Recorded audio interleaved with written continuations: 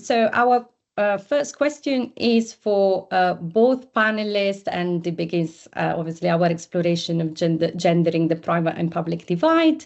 And so the question is if you could tell us more about what the private and public divide in international law is and why it's problematic, how it has problematically affected the discipline.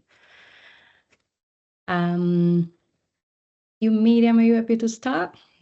Yeah, I'm happy to jump in because I think I will also spend a lot of time talking about the history of the division. So maybe I'll just start off with a general comment about this, sort of overarching way we've tended to divide the modern legal imagination. And this is obviously between the private, being sort of primarily private property rights and the market, and then the public being sort of the realm of the state, and also the distribution of sort of state authority and also jurisdiction through the idea of sovereignty. And so this, I suppose, is quite dominant in sort of contemporary understandings of the field, and then we've sort of organized international law, I guess, accordingly. And there is this kind of quite sort of strict division between the public international law realm and the private. I think when we were writing this piece, and it also struck me that I haven't really spent a lot of time thinking that much about private international law. And as a public international lawyer, I think that's sort of somewhat surprising because as we began to research more and more, it became really evident that this division is very unstable and not very clear. And that basically the impact is that it tends to reduce some sorts of social and economic relationships to sort of outside the remit of the public international law realm, and that's has, as many scholars, critical scholars, have pointed out, has really problematic impacts. So obviously through a gendered lens, and we have the wonderful work that was done by Christine Jenkins and Hilary Charlesworth, in their piece in 1991, pointing out that division also really sort of proposes a very gendered way of looking at international law. And their sort of proposal was to really, reopen up that divide. And then obviously in the more recent work on law and political economy, we've sort of delved more into like why this is also deeply problematic in terms of the distributive effects of law. So I think maybe I'll stop there and let Serena jump in. Thank you so much, Miriam. And I also wanted to thank Paola and Natile for organizing this, and also Sandra, of course, who is the driving force, allowing us to have these conversations. I think it's a great opportunity for us to share some of the insights of our work, and so hopefully we will have a lot of time for discussion afterwards. So I'm going to draw upon what Miriam said without repeating it, and I would like to address the question about the issues with the public-private divide in international law by asking two questions. So the first question is, where are the women within the international legal order? I think this is a very important question for us in order to understand the divide and the complexities of the divide, because we will find mainly women, but not just on grounds of gender, but also grounds of race, coloniality, socioeconomic divide, and also geopolitical location, as well as migration status in many cases. We will find these women at the lower end of the global power distribution. And usually this will be pushed towards what we consider the kind of private sphere. So there will be, of course, the private sphere in terms of the household, there would be community, would be a particular kind of private setting that we can distinguish for the kind of the more public space of international law. The reason why this question is very important is obviously because within international law, we have a kind of consideration of power which is very important. So when I teach my gender within the global context, I always refer to particular pictures. So when international law started in terms of obviously the Vienna Convention and all those conventions in main European states, where you will see in the pictures within the UN archives, all these white men and no representation of women and not people of color. And this is very important because it meant that women didn't actually have a voice within the making of international law.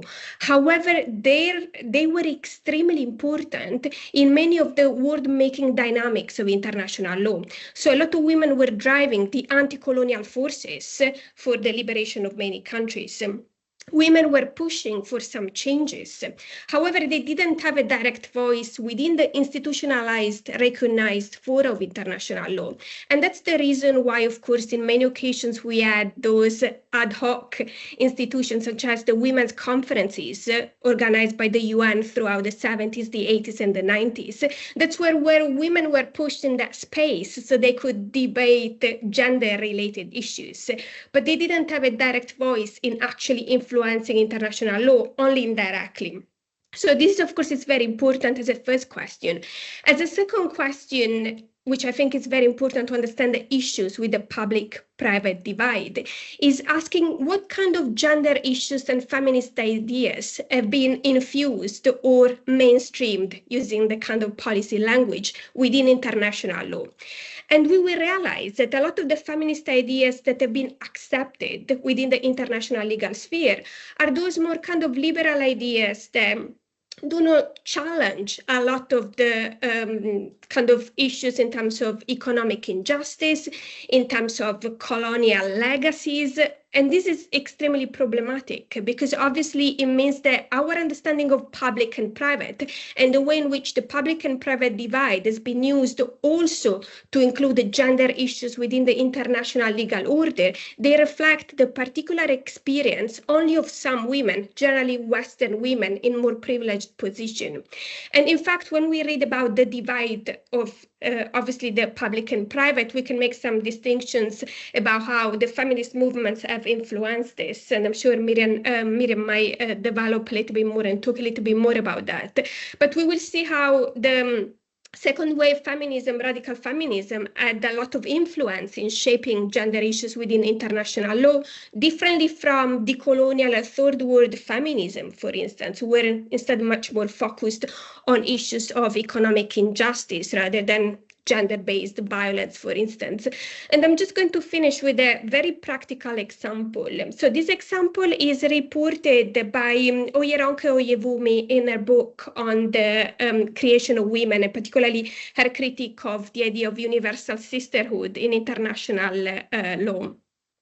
So during the Copenhagen Women's Conferences, which took place in the 90s, in 1995, there was this debate about what to include at the beginning of the agenda for women's rights, particularly in the context of African kind of women in development and later gender in development issues. And the Western delegations really pushed to have as a first issue within the agenda the tackling of what is called within the kind of international policy setting, female genital mutilation. However, the African delegation strongly pushed to have clean water and food as the priority for them. And I think this gives a very good example about how feminist issues might be translated within international agendas and how public and private issues, which might be on the one hand, the issue of violence and body integrity, or kind of gender-based, let's say, violence in terms of the private sphere. And on the other hand, access to basic resources, such as clean water and food, which is equally important as a kind of private sphere, but is also a very strong overlap within the kind of broader public sphere. And so I think this is a very good example to see how different ideas of feminism can be used in order to understand differently the public and private divide. And I'm sure we will kind of elaborate more on this later. Right. Thank you both for these very insightful responses. I guess that these responses really take us really highlight how central this concern is when we're thinking about gender history and international law, how central concern this has been for feminists along history and the way in which feminists work along this. So thank you so much for putting it so clearly. Great. Maybe we can now move a little bit through, Miriam, maybe you can talk a bit us through the kind of more the history of this division and what has been its development and its purpose, I guess. Yeah, thank you so much. And thank you to Serena for that absolutely brilliant summation of some really important points that I hope that I'll draw into my introduction here as well.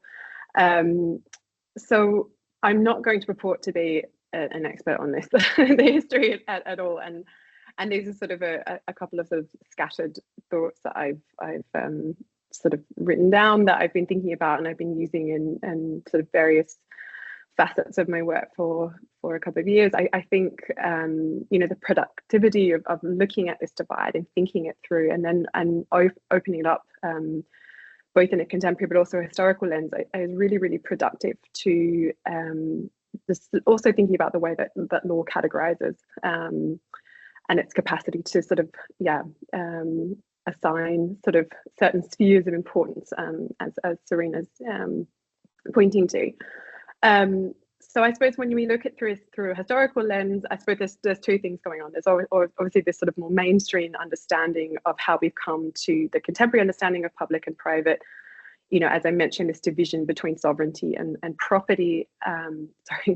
Sovereignty is property, or the market and the state.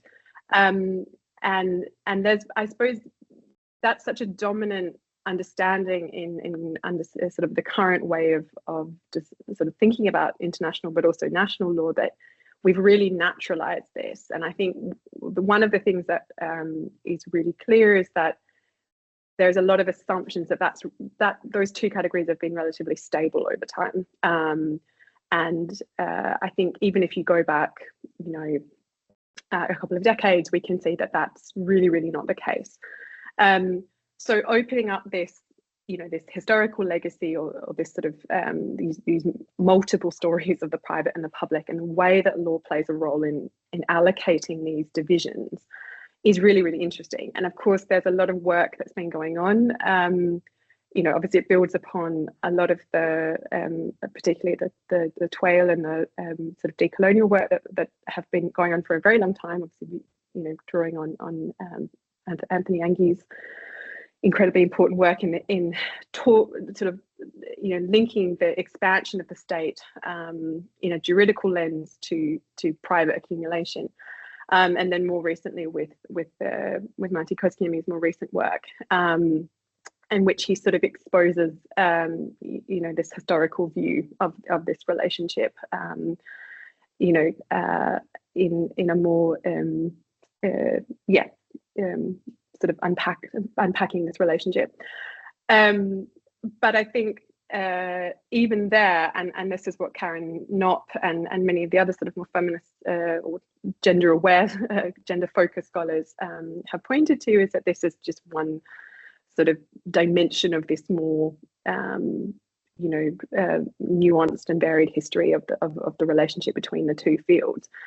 And what we've tried to do in our piece, Matilda and I, is sort of also bringing this idea of scale. And I think that's what Serena's kind of pointing to, is that, one of the understandings of the private is obviously very much tied to the market and the sort of the economic sphere, but there's obviously this other understanding of the private being the sort of domestic, the oikos, this sphere. And this is one of the sort of components that's often sort of left out. It's sort of like the sad side project that's sort of lumped in with the market-based private understanding. So if we begin to, at least within the private and the public international legal context, draw in these private international relations or private law relations, where they're sort of more at the, that traditional understanding of the private, drawing from that very classical Greek division between the polis and the oikos, we can see a very different history emerging. And I think that's what we've tried to do here, is sort of saying that that there's a lot of stories to be told, looking at these very, very micro relations and how they relate back to the state. And that this is, unfortunately, tends to be sort of excised from these revisionist histories of the private and the public. Yeah, and I think this, returning to this very different idea of the private is a really useful one as well, because the work that's done in obviously political theory with trying to understand the relationship between the public and the private through that lens seems to have passed law by somewhat. And if we start to unpack that, and we start to unpack, well, what does the private mean in this sense? And talking, just using sort of Agamben's idea of biopolitical life, or the divisions along the line of biological versus sort of political life, opens up a new sort of frame of reference to understand this relationship. So I think in a historical lens, this there are these quite varied and interesting histories that sort of exist alongside this sort of major narrative. Even if you're looking at going sort of 100 years back to the relationship between the public and the private within international law, that distinction is very far from being sort of a fixed division, and that's something that happens almost sort of late into the 19th century, and that there's far more overlap between these fields, and sort of this acknowledgement amongst international lawyers that these things are quite connected and quite relevant to statecraft and to international law as a whole, and diplomacy.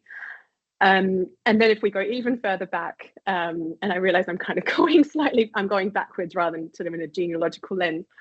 If we look at the early, the advent of the early modern state, the law's relationship in the creation of a private sphere or private sort of private power is also something that's very, very different. And this also really informs the creation of an international legal sort of field of private and public relations. So I'm privileged enough to be, sitting in Copenhagen, where there's this wonderful privacy studies initiative that's going on, and it connects, in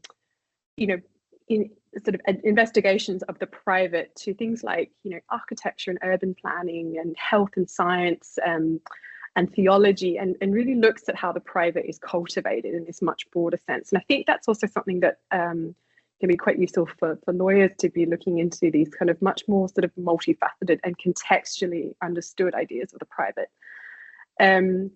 So I think, through this lens, it, again, kind of draws out that this, very clear distinction between, the market and the state is really not, very, very far from being a sort of a fixed division. So this is sort of I guess what I'm trying to indicate is this, much more complicated historical narrative than we tend to have really sort of, acknowledged. I'm a little bit aware of time because I've realized I've probably gone over. Or can I keep going? You can keep going for a couple of minutes if you, yeah, absolutely. You can keep going. You're quite relaxed today. Yeah, okay. So just to kind of finish up a little bit. So I suppose, if we reintegrate, I suppose we have this sort of different understanding of the private, and then also sort of readdress this interface. This I think could be quite productive, but particularly in a sort of historical way of gendering the sort of gendering international legal history more generally. So I think this is where we can begin to look for where the women are, as Serena sort of pointed out before, is that they are here. It's just that we've kind of cleaved them from the history, and you know, it doesn't take much digging, you know, to actually find that this is, you know, pretty central in a lot of international legal discourse and writings. You know, in the 19th and early 20th century, that these two things are, you know, the private and private international is deeply relevant to statecraft and public international law. So, and this is sort of the work that, you know, Karen Knop was doing, you know, pointing to these spaces that we can sort of begin to find these people that are sort of outside of the kind of mainstream historical lens. You know, one of her arguments is to, you know, this helps us to kind of reimagine colonial histories. And I've been working a little bit with like the way that, you know, the family is this really, really important tool of statecraft and governance, and how you're going to embed governance in your new, you know, colonial holding is through, you know, the micro level of the family. And we see that, you know, in you know, in relationship to lots of sort of state development, you know, in the 19th century as well. So maybe I'll just stop there and I'll handball it to Serena. But I think there's a lot of really interesting things that we can use this interface to examine in more detail. Right, thank you so much. That was really insightful. And yes, maybe we can now move more to Serena, and who will talk us through a bit more in depth on what are maybe the challenges in disrupting this concept, and also gets more related as well to your work, more specifically as well, how have women grassroots initiative sort of resisted and challenged this division? Thank you, Paula. I'm just going to start by elaborating a little bit more of Miriam's final points about obviously the colonial histories and those aspects. And I wanted to start by pointing out to the kind of problematic issues with the public-private division, and the fact that obviously international law, as law in general, is not able to capture the complexity of lived experiences of people. And so the public and private, as many other obviously areas and forms of law, has become a way to kind of make sense of some of those complexities. However, this way of making sense often results in a form of epistemological violence, which is done to obviously the lived experience of people, and going across the boundaries of public and private, finding themselves having their lives defined by legal instruments without actually having a voice to challenge that. So this is very important, I think, when we try to think about the role of international law and the kind of grassroots lived experience of international law and how this can have an impact. And so in trying to think a little bit more about this kind of epistemological violence of using concepts such as a public-private divide and the challenges that are posed by this concept, I very much wanted to draw upon mainly the scholarship of Southern Global South scholars, as well as some of the kind of decolonial approaches. And as we mentioned before, and Miriam went through some of these distinctions, obviously in feminist terms, we can make a general distinction between liberal feminism and the public and private divide that Miriam defined at the beginning, the kind of more radical perspective of the structural injustice and how gender inequality is embedded within the structures of international law. And obviously there are other perspectives, including the third word perspective that I mentioned before, and Miriam referred also to the Natile third word approaches to international law perspective. And I think this is really important because one of the key points made by third world feminists is the fact that the public and private divide has been used exactly to, for instance, demonize concepts such as culture without paying enough attention to other structural challenges, such as the economic injustice that I mentioned before. And so I just wanted to go through some of these issues. And I think my aim is very much to see how we can challenge the public and private divide through this, by looking specifically at these issues, but also how we can stop demonizing the kind of grassroots private perspective and try to start and recenter those perspectives to kind of reimagine the role that international law can have for gender justice. So I want to use the 3 C's as a concept of the role of capitalism, colonialism, and culture, and specifically in relation to the process of civilization and how culture has been, as I mentioned before, demonized for colonial and capitalist purposes in the specific public and private divide. So when we go through some of these issues, I think we can realize how the public and private are very much constructs that are not reflected within the kind of real life, but also how they have created particular forms of gender inequalities at the international level. So when we start from capitalism, obviously feminist political economy scholars have for a very long time challenged the public and private divide within the capitalist system, by pointing out specifically to the fact that the unpaid work done by women, or the undervalued work done by women within the private sector, and we can think about care work, domestic work, sex work, solidarity work. So this can be paid work in some situations, but it's still like devalued work within the private sphere. So this labor has allowed, obviously, the unequal distribution of value because it's generally undervalued and underpaid. And this happens not just at the state level, but also globally. So when we think about a lot of women throughout the 70s in Western countries were able to emancipate by joining the paid labor, by relying on the underpaid work of migrant domestic workers. So obviously this is very important because when we talk about gender issues in the public and private divide, we cannot generalize what are these gender issues because they will always have a component, obviously, of geopolitical location, coloniality, race, ethnicity, migration status, so sexuality and other elements. So I think this is very important to mention. So feminist political economy scholars, particularly through the concept of social reproduction, which refers, broadly speaking, to the social relations, processes and labor that go into the daily and generational maintenance of life making, and generally happens at different scales. So it can be grassroots, state level, as well as transnationally, as in the case of care work that I mentioned before. So capitalism obviously plays a very important role in creating this public-private divide in economic terms, and also creates a very clear distinction between what is valued as productive and what is devalued and undervalued as not productive labor.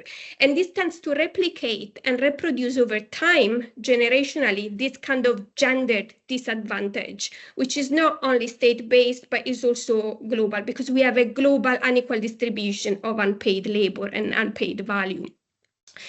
To this obviously links the legacy of coloniality. And we know from scholars, I mentioned Oyewumi before, that she strongly points out how the public and private divide is a Western construct, and it was internationalized through colonialism. And obviously the colonial project was a capitalist project of expanding and extending capitalist structures and logics to places that were non-capitalist places.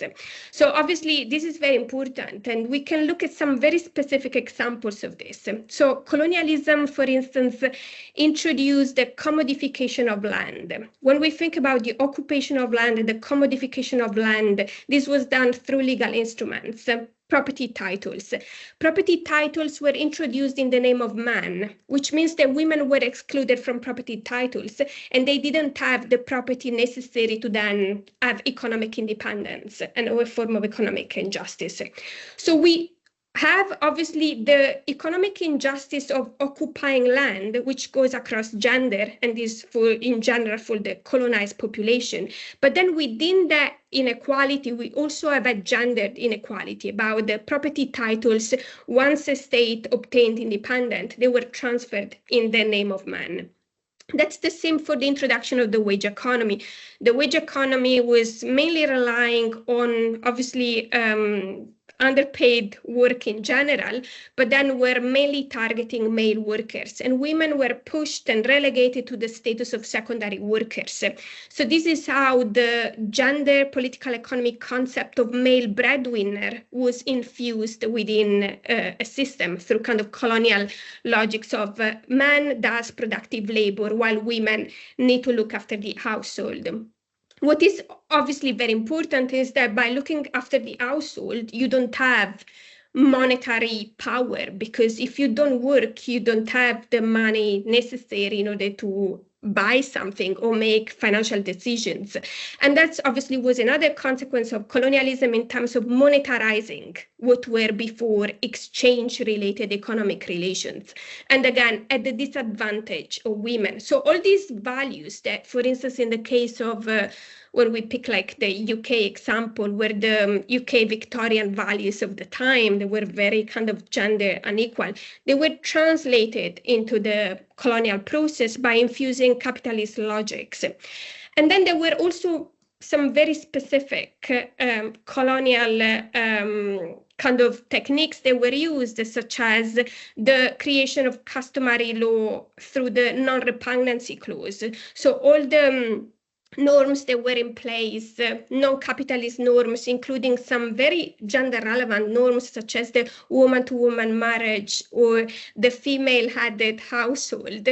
These were considered not to be in line with the kind of morality and, as a consequence, the legal principles of colonialists, so they were considered not to be legal. So they were part of this creation of customary law through filtering what was not considered as appropriate and as a consequence as legal at the time. So this had a strong consequence, as you can see, in terms of creating, in economic terms, a gendered inequality within, obviously, the lived experience of women. And then this gendered inequality has been replicated internationally, because as a consequence, we find a lot of women on the same grounds I mentioned before of coloniality, race, sexuality, who are at the lower end of the income distribution, such as in the global sex industry, in global supply chains, in global care chains. When we think about all the kind of global economic production, that's again going back to my first question: where are the women within the international order? And so that's where I think we can see that. But similarly, the law has kind of over time reinforced this public-private divide in economic terms, because when obviously the International Development Project was introduced from the 1970s, so following Esther Bosserop's book on the status of women in economic development, all the development economic policies were very much based on moving women from the private to the public sphere. So we had all these policies about including women within the paid labor, or moving women to the giving them access to finance, which is the main work on which like all this historical overview is based. So when we think about microfinance or access to finance, so moving them from the private sphere to the public sphere. So assuming that by moving them, this would obviously have an impact in terms of improving gender justice, gender equality, without challenging those structures that I mentioned before. They actually created that asymmetry of power in gender terms. So just to kind of finish on this point, I think it's extremely important to think about how women have reconsidered this private space. So in contrast, let's say, to development policies or general agendas to move them from the private to the public sphere, considering more the private as kind of demonizing, this kind of culture-based against the women's empowerment. Women have often found this space as a sort of space of necessity, first of all, because they have been pushed in that space because of economic conditions. So doesn't need to be romanticized. However, it's also a space of resistance, because many groups of women have developed forms of non-capitalist economies, such as solidarity economies or alternative systems.